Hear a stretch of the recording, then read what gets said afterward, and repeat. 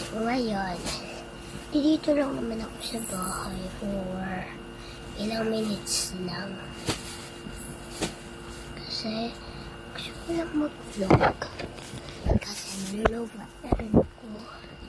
Ito yung lagi kong ginagamit yung iPhone. Alam niyo ba yung password? Nabuksan ko siya kahit may password. So, lagi ko itong ginagamit sa pang-vlog. Ito ako naghahanap ng vlog.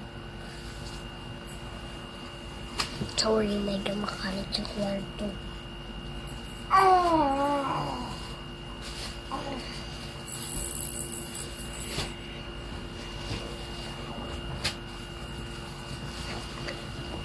Nag-ayos kasi yung mami ko ng t-shirt.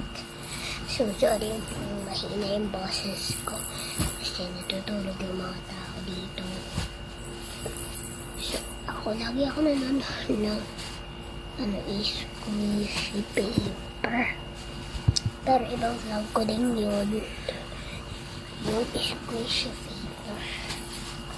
And, bakit nanonood na na? Tara na. So, mamaya na tayo mag-vlog. Kasi tulog pa yung mga tao tsaka maglilinis pa ako. Bye!